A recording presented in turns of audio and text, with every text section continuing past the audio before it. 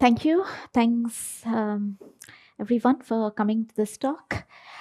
So before I start the talk, I will thank the traditional owners and custodians of the land from where I'm from and pay my respects to elders past, present, and emerging.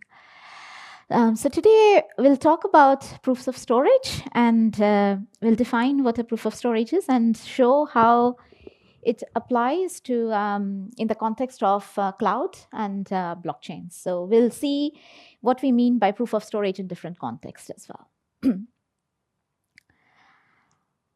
So we'll start with the motivation for the proof of storage and how it's used, mostly for storing and sharing data, and the implication of storage and in the context of audits, and I'll mention what these audits could be like.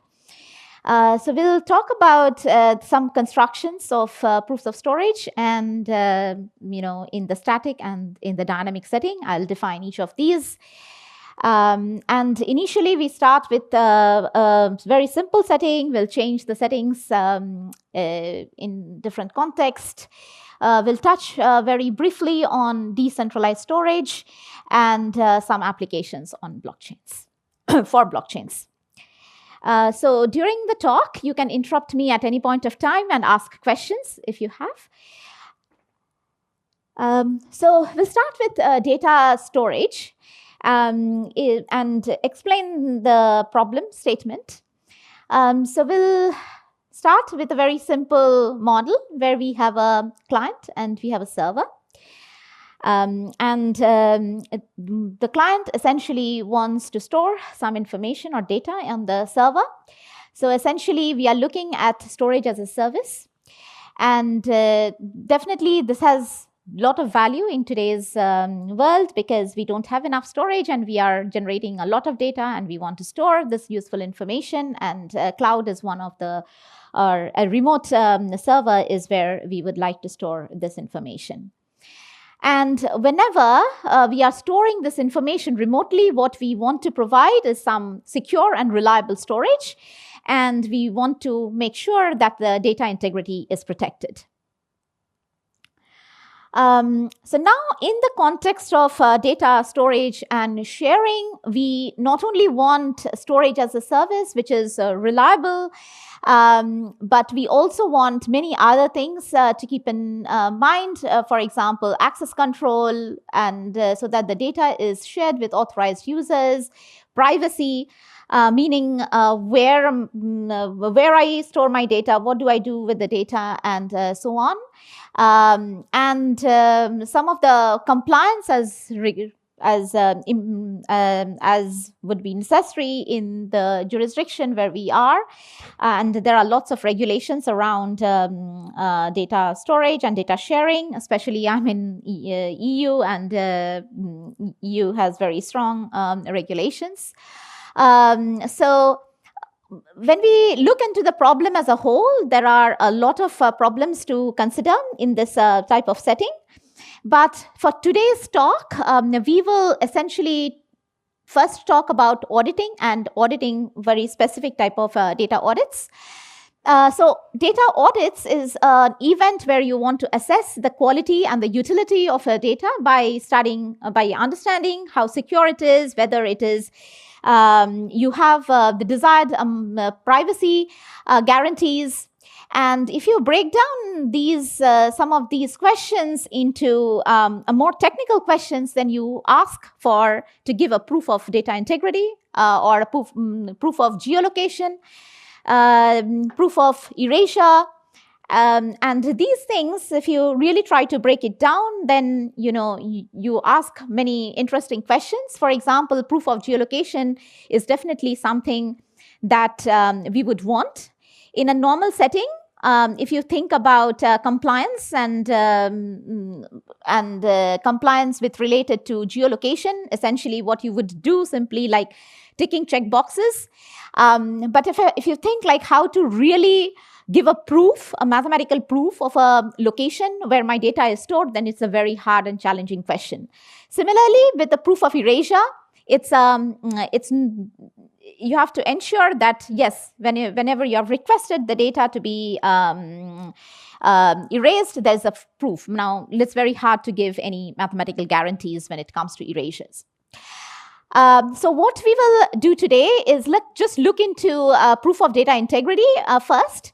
And then we will see some mechanisms that are very widely used to prove that the data has not been tampered with. And I'm talking of large volumes of data here. And then we will look into some constructions, what these proofs would look like in practice. So we'll start, we'll tell a little bit of about why these proofs are important, because accountability is something that we typically overlook, but this is something that is really important when regulations are concerned. So consider a very simple scenario where you have a client and a server. So you first assume that the data owner or the client is an honest entity. So any task, if you think of a much bigger scope of work where it's not just checking data integrity, but you could have any sort of queries in place. So what the owner would do, or the data or the client would do, is submit a task to the server along with the data. Or you can think of it as a query. The server will perform the query or the task, and then it will return the result and some proof of correctness of the computation. So that's actually in a bigger picture. Now, we will see a very small, very special type of a query where we are checking the data integrity. That's the simple type of a query that we will start with. Okay. So if you think of checking the integrity of data on the cloud, then we can start with some very simple ways. And the obvious way you will tell me is that, I'll keep a hash of the data, and then I will send the data over to the server. The server, when needed, I will download my data and check with whatever I had before. So that's a very simple way of doing things. Now, the problem with this is that you are downloading a large volume of data, right? So to just check the integrity of data, you need to really download your whole data, which would be really petabytes or, large volume of data. Now, this is essentially not a very efficient way of doing things. So we would like to reduce this communication overhead and in order to do this proof. So essentially, proofs of storage were designed to essentially do this. So we go back to our setting where we had an honest client and malicious server. So that's what we will assume to start with. So the client submits the data to the server, and then it gives a proof of storage. And this is exactly what we will try to come up with. What will a proof look like in this case?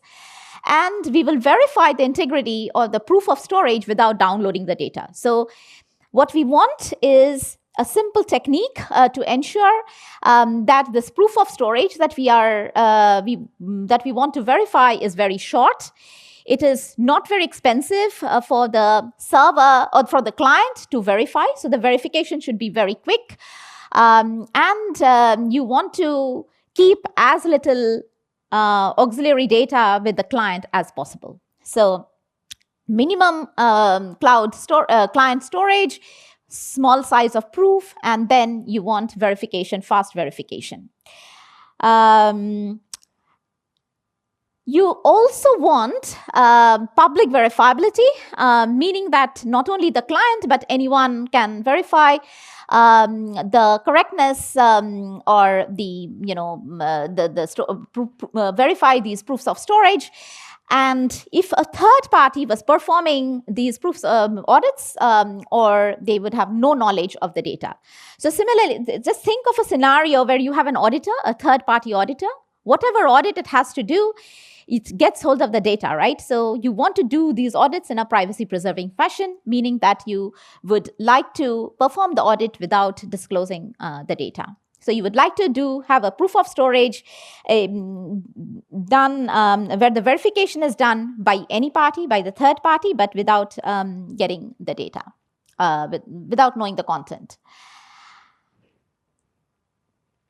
Is the problem statement clear? Yeah. So it's a very simple problem statement. Now we see like what are the naive ways of doing it. A very naive technique would be to break down the data or the files into chunks of blocks, and the client keeps a subset of the blocks with itself and uploads the full data on the server. Later, when it wants to query, when it wants to approve, it will simply send some random indices, and this indices should be again a subset of the indices that it has already stored with itself. So if you give such random indices to the client, to the server, and download. Oh, okay. I can see the things. Okay.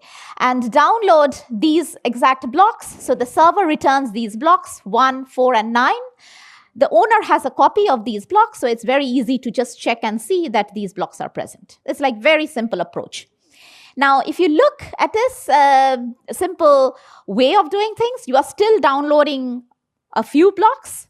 And, if you think very clearly, you would see that the more random queries I would send, or the number of blocks I check, the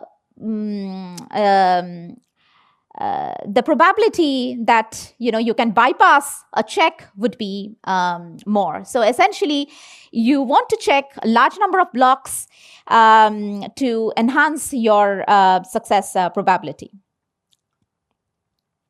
Now, so the proof of data possession is something that was proposed way back in 2007. And these proofs were essentially very short proofs that enable that gives nice proofs of storage. So the main idea in such a case is that along with your data blocks, you have an authenticator. And it could be a very simple authenticator. An authenticator, definitely it's going to be unforgeable. That's how you want to design an authenticator. So you upload the message block along with the authenticator block and send it over to the server. Next, what you do is that when you want to figure out if your data has been safe or not, data has been tampered or not, you simply send a set of random challenge queries, random indices, and the server returns the message blocks and along with the tags. Now, the good part of this simple approach is that you do not have to store anything on the client end. The client does not store anything. So earlier we saw that it was storing a few blocks. Now it does not have to store anything. It just takes in the message and the tag pairs and validates. So it's as simple as that. So an authenticator is, again, a very simple construction. It's like a MAC if you want to do a private verifiability, and a signature if you want to do a public verifiability for a public verifiable case. So note here that the probability of detection, so if there's something wrong or some tamper, the cloud has tampered some of the blocks, then you have a probability of detection which is again 1 minus 1 by f, 1 minus f to the power of c, where c is the size of your query and f is a fraction of blocks that have been compromised. So what we would like to do is that we would still like to have, large queries, but the larger the size of your query, the larger you download to check. So if you have, say, C to be very large, you have to download many blocks and many tags. So the question that was asked was that, can we have, a very small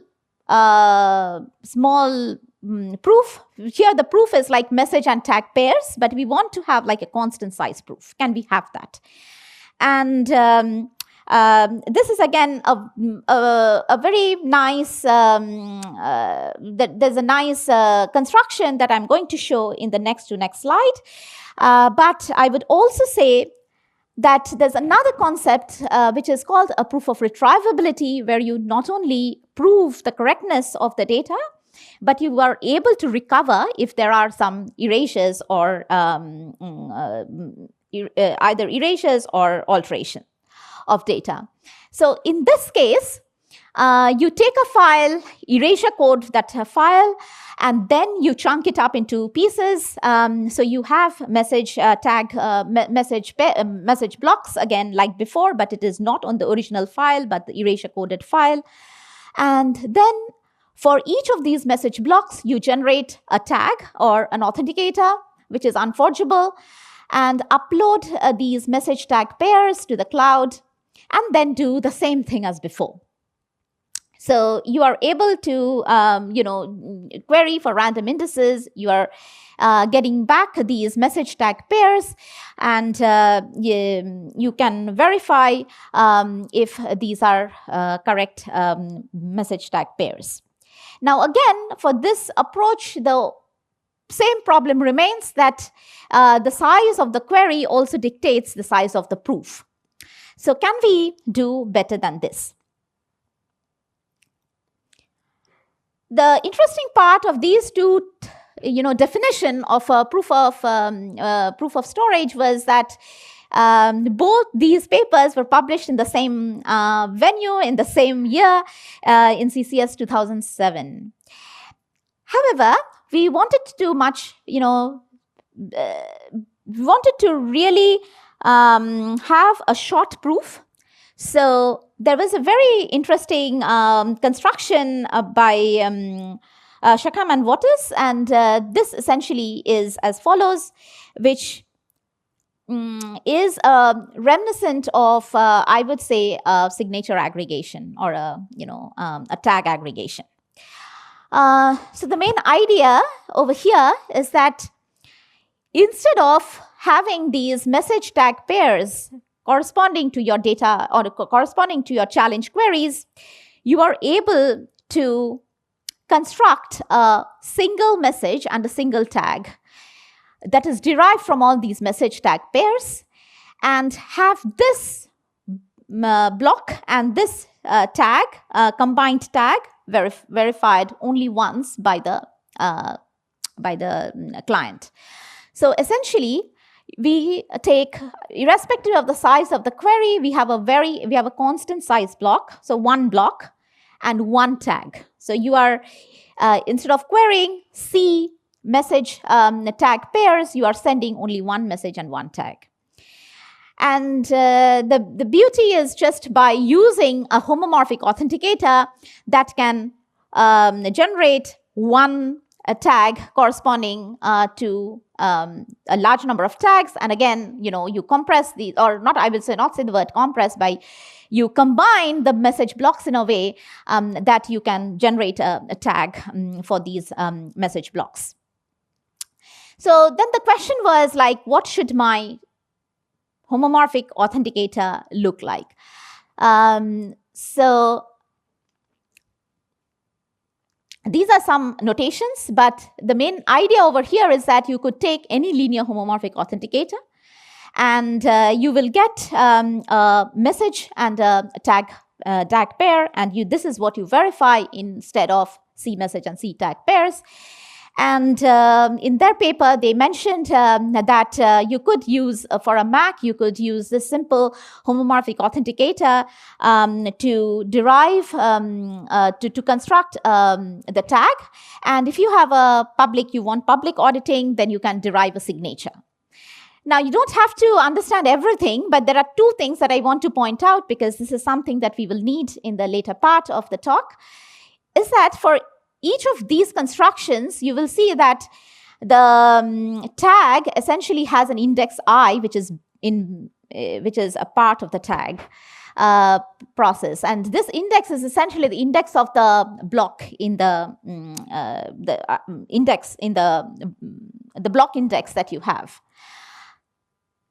Now, this is where this is something that we later figured out is a kind of a drawback when we move from a very static setting to a dynamic setting. And I will talk about what this dynamic setting is, because we did some work on the dynamic setting in this problem. But as of now, what I would like to just point out is that the very simple approach, irrespective of all the maths that you see around, is that you take a linear homomorphic authenticator, you can combine the message tag message blocks and the tags, and generate message tag pair, one message tag pair, or a constant size message tag pair, and let the verifier verify. So I'll pause here. Before I mention what the dynamic version of the problem is, because our contribution is on the dynamic version of the problem. So if you look at this now, everything is nice, fine, works extremely well. In the dynamic version of the problem, what we really want to see is that this data as of now is a static data. So nothing is in none of the blocks are being modified, inserted, or deleted. So it's just the file as is. What we really want to do in a real setting is that you might append blocks, you might add blocks, you might delete blocks, you might also modify blocks. Now, very simply, I will tell two problems with this approach that we really had to work on. Yep. Oh, that's a very interesting part. So essentially, you don't want the query to be, so the VI is essentially adding the randomness to the query. So you can, for every query, if I just sent the, I just as is, then the server can really compute different blocks, and it can compute the message tag pairs. So you want to check, when you want to check, you want some randomness that is given by the new I, and then, you can, the server has to compute on the new I's. Yeah, good question. Yeah.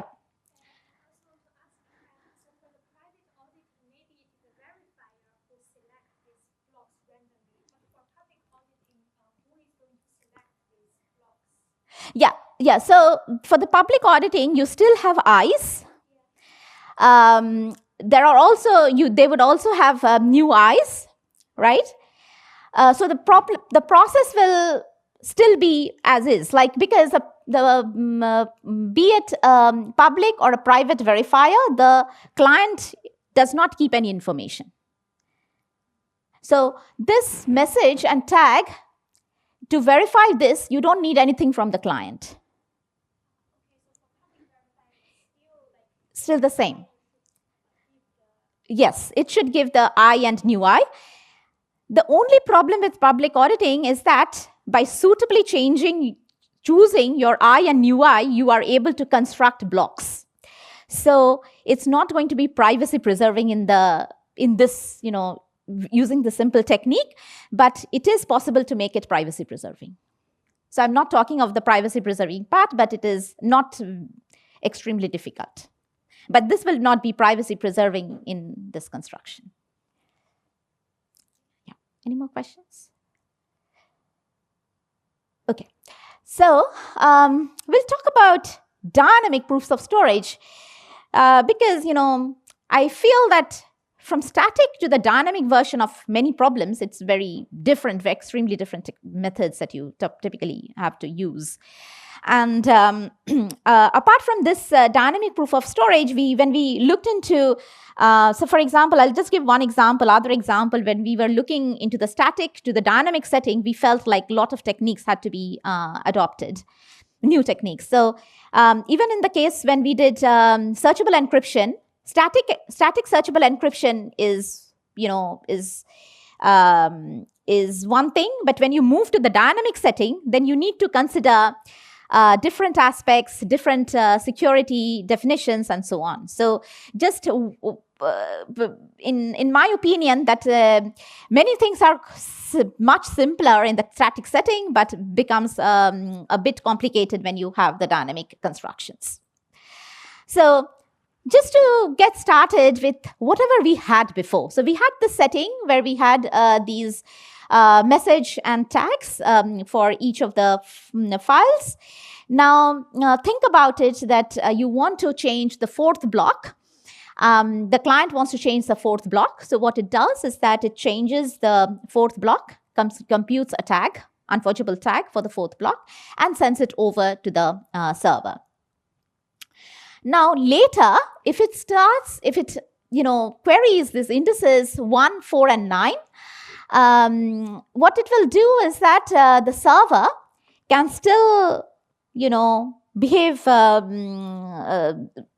dishonestly, and instead of updating the message and tag pair to the new one, that is the orange one, it sends its stale message tag pair. And what happens is that it still passes the test. It still passes the verification. And reason being is that M sigma 4 is the correct tag on M4. So even if there is some stale information, it's not getting updated, it will still pass the check.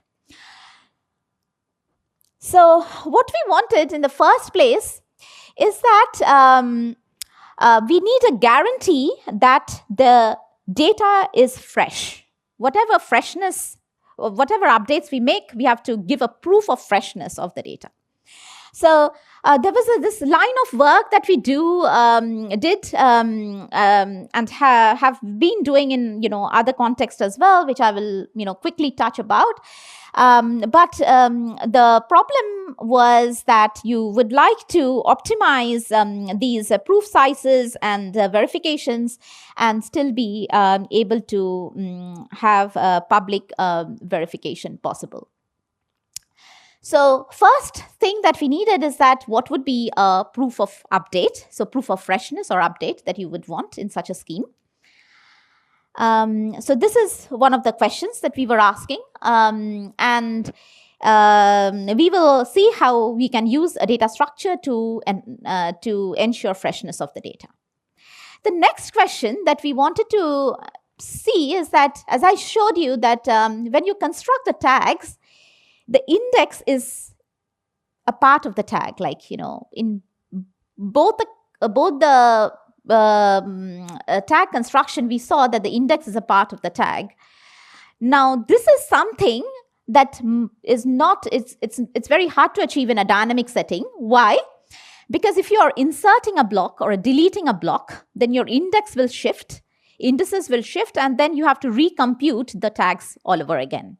So you wouldn't like to use these sort of homomorphic authenticators in the first place. So you have to come up with new homomorphic authenticators which do not have this property of embedding the tag index within the tag.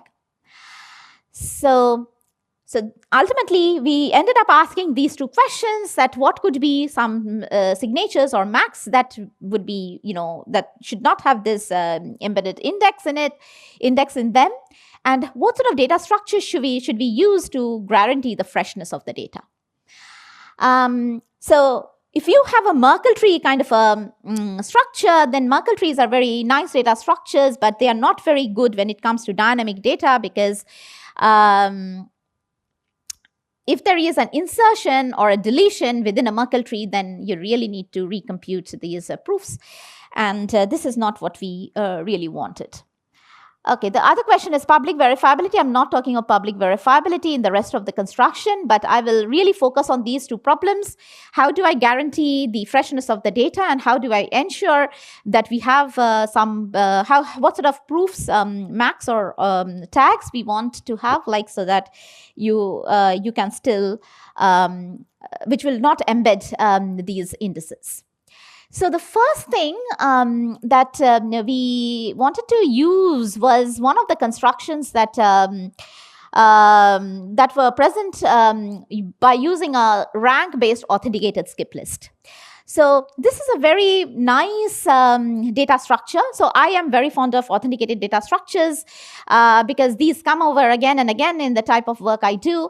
This was a very interesting data structure. So skip lists are probabilistic data structures, and a very interesting data structures. Why in this case? Because you could insert and delete from anywhere inside in the block and still be able to give a nice proof of the block. So for example, your data would be in your blocks here, and then you would have like some intermediate nodes, just like Merkle trees, and then you give a proof of proof similar to Merkle trees, but in a different way. But the idea is that if you insert or delete, what you have to do is like random toss a random coin, go to the next level or might not go to the next level. So you decide upon which level you would like to go up to and then do some optimizations on those trees, on those skip lists.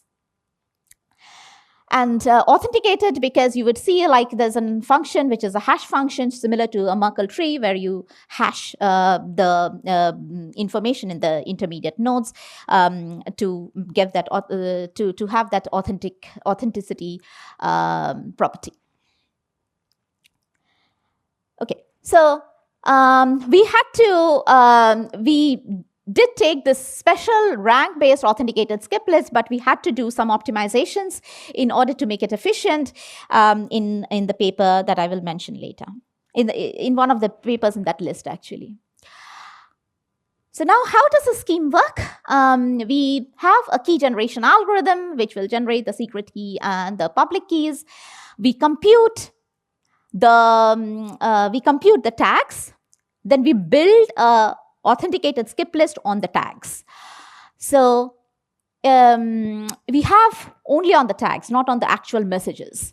Now we take the root of the skip list and we keep it on the client side, as well as we ship everything to the server. So essentially what we send to the server, we send the file, we send all this information, the public key, etc. And not only that, we also send these full skip list and the root of the skip list to the server.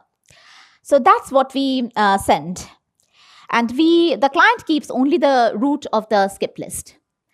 At the time of update, it will initiate an update. And what it will ask the server to return is that give me, so what, in the case of an update, and let us say what is meant by an update, if I want to update, it could be an insertion, a deletion, or actually a change of the value of the block. In this case, we'll just consider insertion for this at this time. So we take the index I, we send it over to the server. The main idea is that I want to insert after the index I.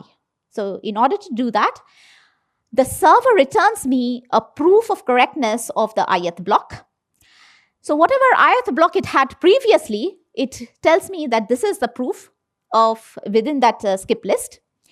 And the client verifies according to its own, compares it with its tag, with its root, and sees, checks whether that proof is correct or not, just like you would have done for a Merkle tree. And in the next step, it will send the actual block information that is to be inserted. So after insertion, what the server should be doing is that it will update, it will send not only the message, but also the tag. It will construct a new message, new tag to be inserted after the ith block to the server. The server will insert the tag into the skip list, recompute the root, send it over to the client. So this is a step which essentially guarantees the freshness of the data. So you change the skip list and you give a proof that this skip list has been changed. Yes. Pardon? Yeah, exactly. So essentially you had the old root, right? And then you are sending over compared to the old route, you are sending over this new information that that you get from the server. So essentially, the server has to get the recompute the new route from the block that it has inserted, and then it sends over to the client, and the client will see that if it is a correct update compared to the old route. So we have to, yeah.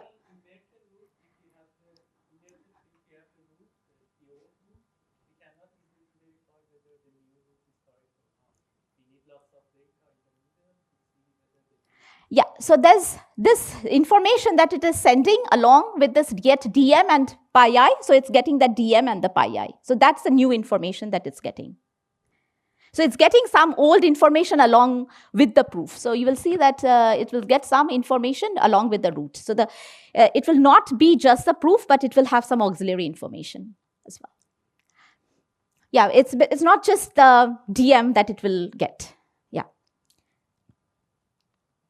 Okay, and then for this perform update, it will get back the proof and the new route. It will verify with whatever it had previously, and within the proof is what you talk about, the auxiliary information that will help it to verify. So it's not like it has to get some extra information. You were right. So that's essentially a part of that proof. And then you verify along with verify it to see that the update is correct. And after checking the update is correct, you can run a similar process as before with a new challenge, the set of challenges, and you can compute the proof and send it across to the client to verify. Now you will see a lot of these notations over here, and it is essentially coming from the underlying authentication or signature scheme that we have used. So all these is because of the authentication scheme. If you had different authentication scheme, then this would look a little bit different over here. This T1 and T2, this is coming from the authentication technique that we have chosen. So next you will ask me, what is then the signature scheme that you have adopted? So in order to do that, we quickly realized that most homomorphic signature scheme would have that tag index inserted in the tag. So we looked into different literature, which is called the network coding, secure network coding, and we borrowed signature scheme from Dario Catalano's, Dario Fior and Woronsky's paper in PKC 2012, which was a signature scheme that essentially fit our bill. But for that, we had to change the whole structure, and we were considering a different way of organizing the data blocks. So in the previous, maybe I'll just go with my previous slide. So instead of the file being organized as separate blocks, this time we organized this file as a matrix, and each of these was considered, you can think of this as a block, this as a second block, this as a third block, this as a last block, and so on. So this way, we organized the data just to fit the purpose of the signature scheme. And then it was quite, straightforward. We could do away with the indices that are embedded within the tags. But for this, we had to rely on large public parameters. So we had to send extra public parameters for each of these, for the construction of these tags, which had to be sent all together for verification. And this essentially had public key size, which is proportional to the number of blocks, which was a very, a big drawback of this technique. However, when we compared these approach with some of the other approaches that were there in this space at the time, then we could essentially say that it was in the standard model. It was it was efficient than many of the existing schemes, and also it fared pretty well compared to another static scheme which was using network coding signatures. So with all this, we had some very interesting results, and we built on a number of other, we built on this particular scheme to look into some more optimizations in terms of the skip list. So we looked into other constructions, for example, B+ trees in this setting, to see how it's going to perform.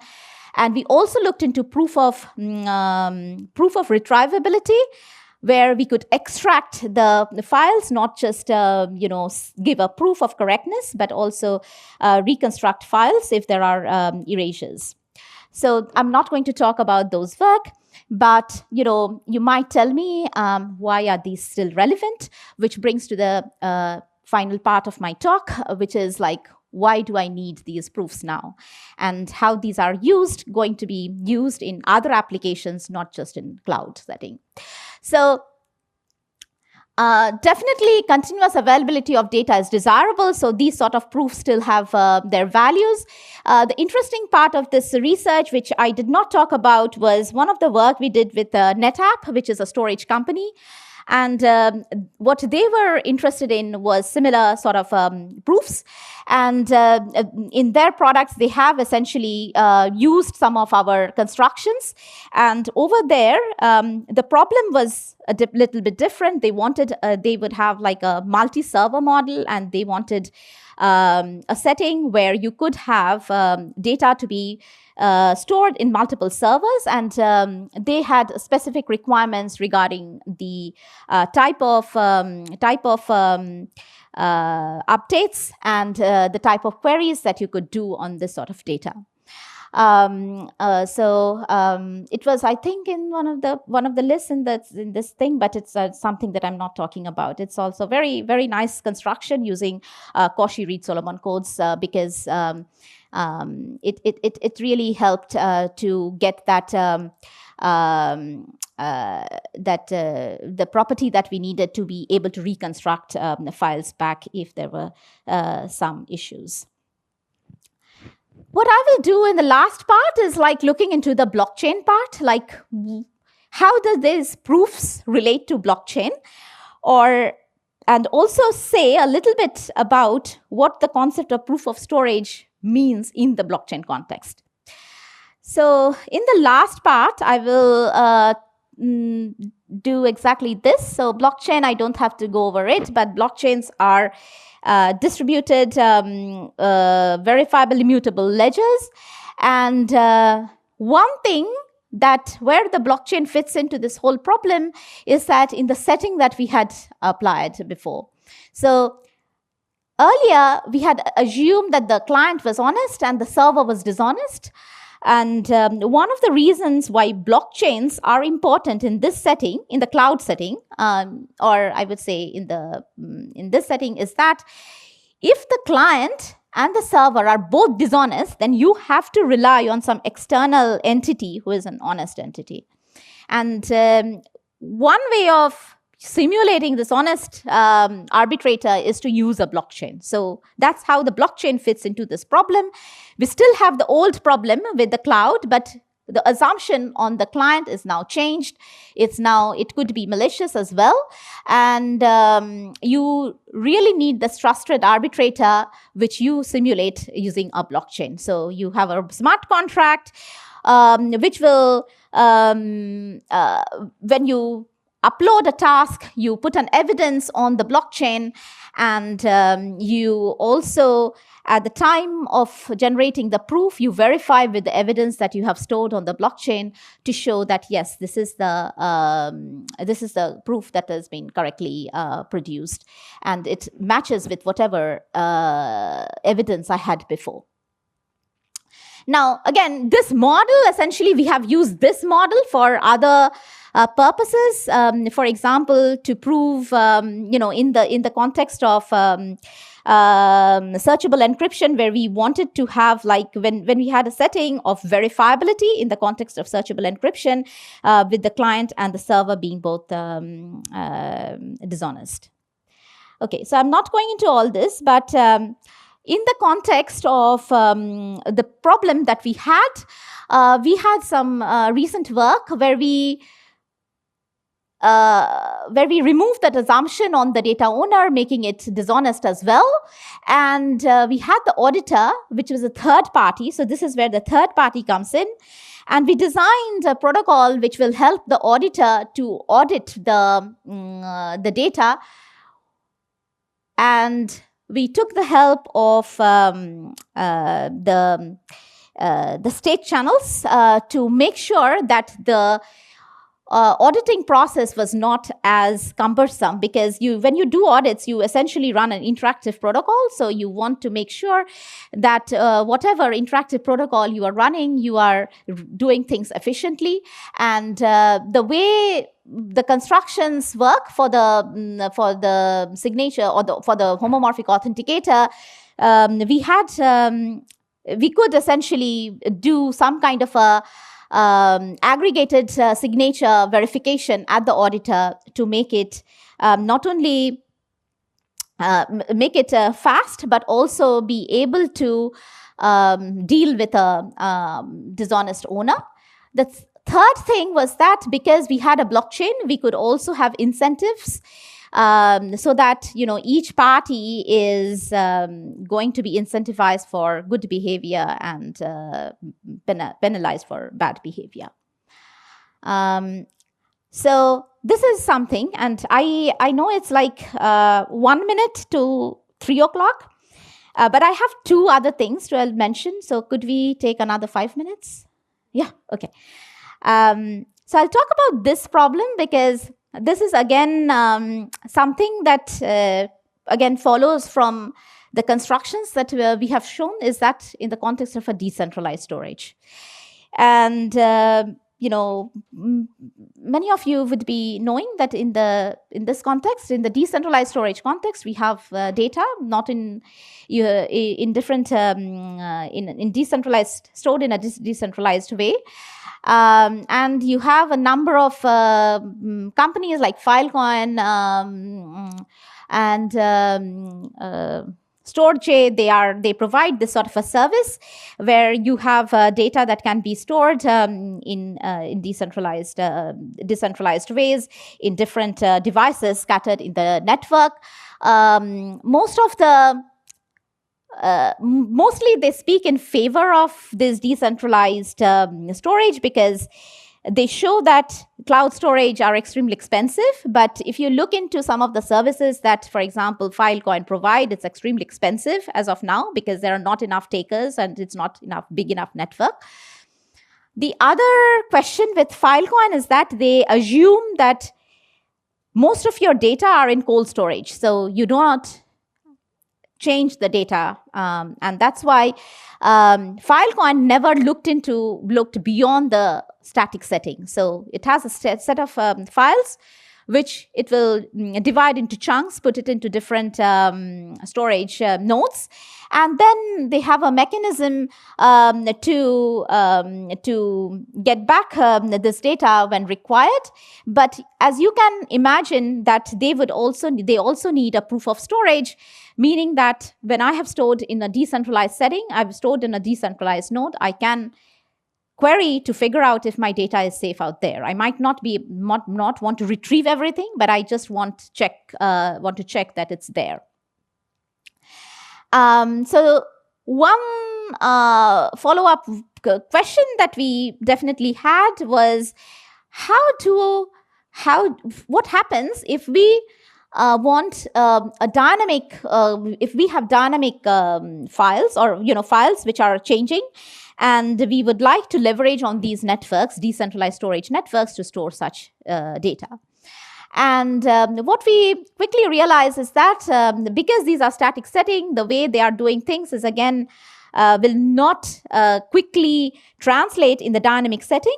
And that's why we started looking into different ways of doing things. And I'll give you just a quick example of how to do this using vector commitment approach. The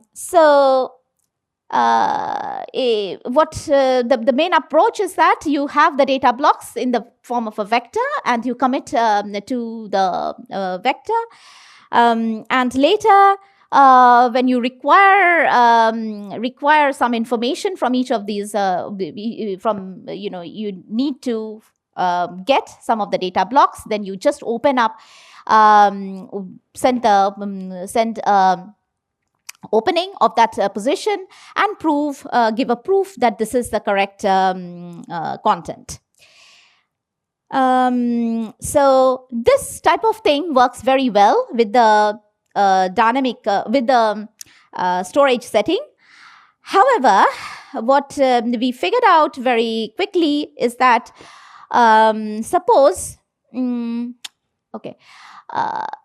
so this essentially is again similar to the POR, the proof of storage concept, where we keep the client will keep this the commitment.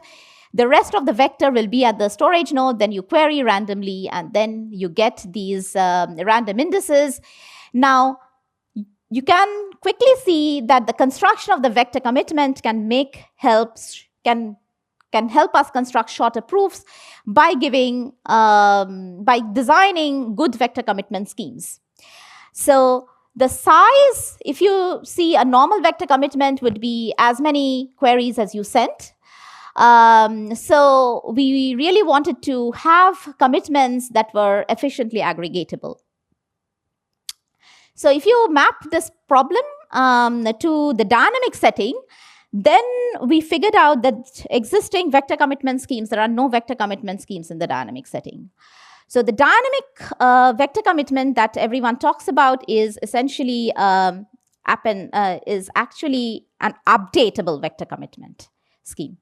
So as of now, we have been trying out different approaches to make it insert or delete vector commitments that can insert and delete entries into the vector, but be still able to give constant size proofs, have good properties, being updatable and aggregatable.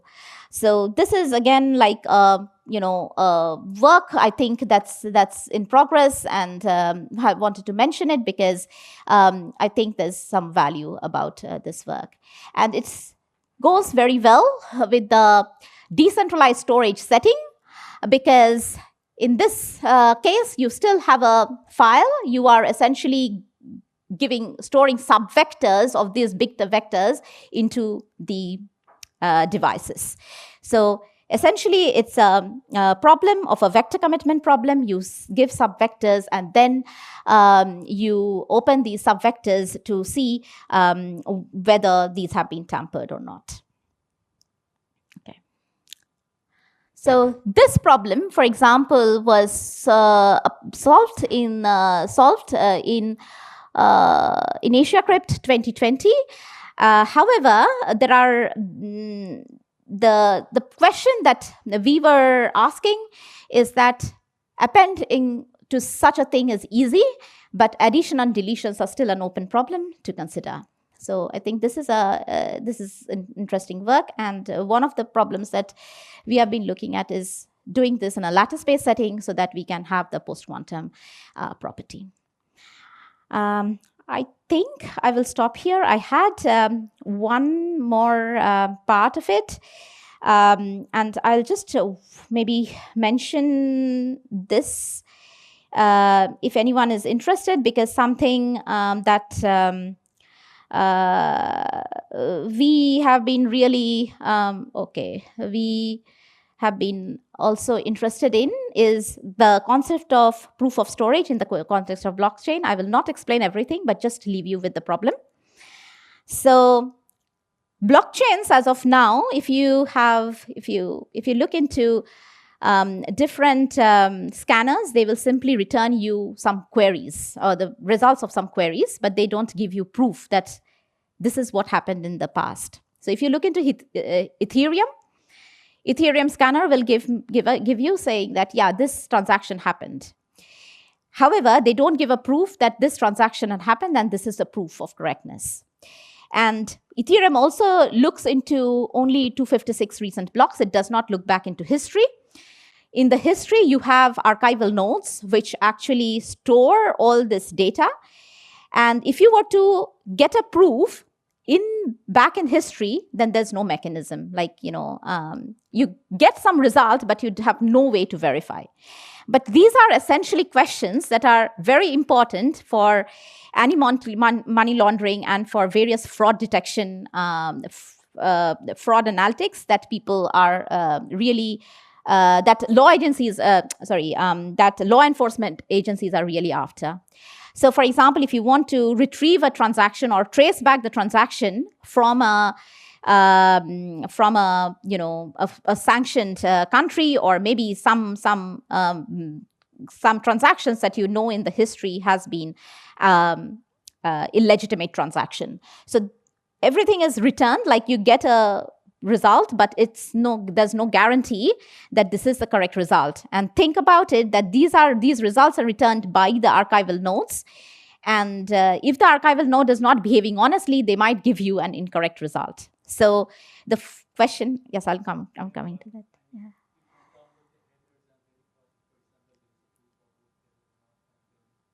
Download download what?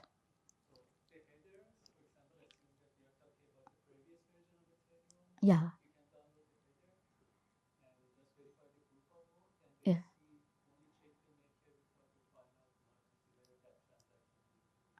Yeah, definitely. So essentially what you have to do is download everything. Yeah. So what we want is that just like you are sending a query, like when you're looking to ETHScan or something, they just give you something. Instead of that, you get a proof that, yeah, this is correct, instead of downloading all that data. Because if you can download the data, then you can check everything. So it's quite, yeah. So one question is that in these settings, how do I give a proof of correctness of some previous transactions or a group of transactions in the history? It all depends upon how the data is being organized into the archival nodes. And there are a large number of large number of products a few products in the market, which essentially have archival nodes running. And they essentially send the results, but not all of them, or none of them essentially give a proof that this is the result and this is a proof of correctness. So that's a line of work that we have started. This work, which was presented very recently last month in Asia, in one of the Asia CCS workshop, is just having a storage proof. So what does a storage proof mean in the context of blockchain? How do I give storage proofs for different types of transactions? For example, an account activity, that the account has made some transactions in the first place. How do I give an NFT, some proof that there was account activity within a certain period of time, and so on. So there could be a large number of queries that you could possibly ask. You could also ask queries that, can you give me the trace of all the transactions that has happened since this transaction, and what are the dependencies?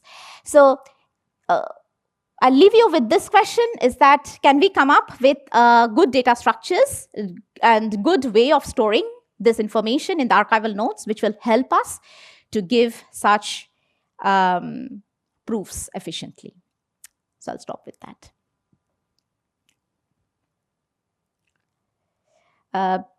Here are the list of students I really have to thank who have been part of this project. And NetApp and Cisco and IBM were some of the companies who have supported this work. Thank you.